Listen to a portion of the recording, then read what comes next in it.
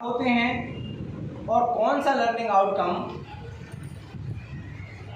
को हम किस तरीके से समझ सकते हैं, यानी प्रश्नों को देख करके हम लर्निंग आउटकम समझ सकें या गद्यांश या पद्यांश को देख करके हम लर्निंग आउटकम समझ सकें और लर्निंग आउटकम के प्रति हमारी समझ बेहतर हो सके, ताकि हम प्रश्नवार विश्लेषण और बच्चों की कठिनाई के स्तर को ठीक तरीके से समझ सकें कि इनको कठिनाई एक्चुअल में कहाँ हो रही है।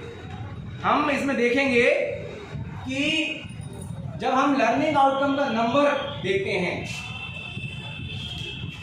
आज मैं कक्षा 5 हिंदी की बात कर रहा हूँ, का मतलब है कि यदि लर्निंग आउटकम के सामने H लिखा है तो वो हिंदी है। H 301 या 501 यानी कक्षा 5 का 1 नंबर का लर्निंग आउटकम। यदि ये 301 हो जाएगा कक्षा 3 तो हिंदी का कक्षा 3 का 1 नंबर का, और ये 801 हो जाएगा तो 8वीं का 1 नंबर का, और ये 7 हो जाएगा तो 7वीं का 1 नंबर का। इस तरह से पहला जो लेटर है वो सब्जेक्ट बताता है, इसके बाद संख्यात्मक में पहली संख्या जो है वो कक्षा बताती है, और उसके बाद लर्निंग आउटकम का क्रमांक है। M लिखा है तो मैथ्स हो जाएगा, S लिखा है तो साइंस हो जाएगा, EVS लिखा है तो पर्यावरण हो जाएगा, और SSC लिखा है तो सोशल साइंस हो जाएगा। इस तरह से हम इसे समझ सकते हैं। आज हम समझने की कोशिश करेंगे कि H 501 जो लर्निंग आउटकम है, इसमें कौन कौन सी चीजें शामिल होती हैं।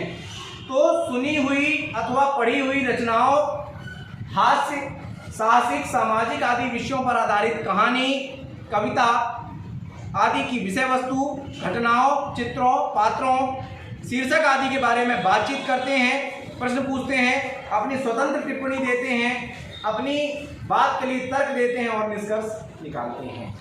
यानी कक्षा 5 के बच्चे के स्तर का कोई भी कहानी यदि है, कोई भी कविता है, चाहे वो किसी भी विषय पर है, तो आप उसको लर्निंग आउटकम 501 लिख सकते हैं। कोई भी कहानी का है तो आप बिल्कुल 501 लिख दीजिए, कोई इसमें चिंता की बात नहीं। कोई भी कविता है आप 501 लिख दीजिए।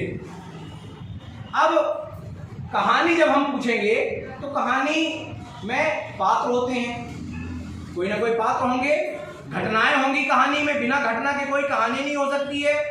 घटना होगी, चित्र एक बनेगा कहानी के बारे में कि बाजार था या विद्यालय था या खेल का मैदान था। कहानी में पूरा जो हमारे सामने रेखा चित्र बनता है उसके बारे में बात होगी, किसी शीर्षक के बारे में बात होगी, जैसे अभी मैडम ने बताया कि गिलहरी के बारे में बात होगी।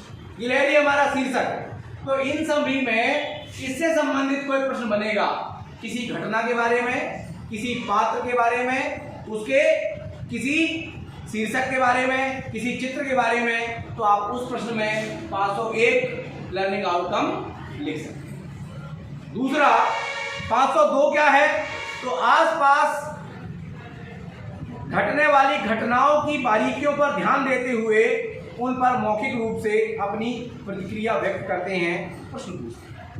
हमारे आसपास की जो भी घटनाएं घटती हैं, जो भी कुछ ऐसा होता है, यदि हमारे आसपास पड़ोस में कोई विवाह कार्यक्रम हो रहा है, या कहीं मेला लगा हुआ है, या कहीं किसी को जाना है, कोई भी ऐसी घटना है, कोई घटना घटित हुई है, तो आप उस घटना के बारे में यदि कोई भी प्रश्न बनता है तो आप लर्निंग आउटकम नंबर 502 आप लिख सकते हैं, जो किसी भी घटना के बारे में बात करें।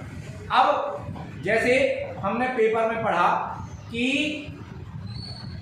जबलपुर से कटनी रोड में कटनी जाते हुए एक ट्रक पलट गया, हादसे में चालक और एक व्यक्ति की मौत हो गई। ये क्या है, एक घटना एक घटना घटी।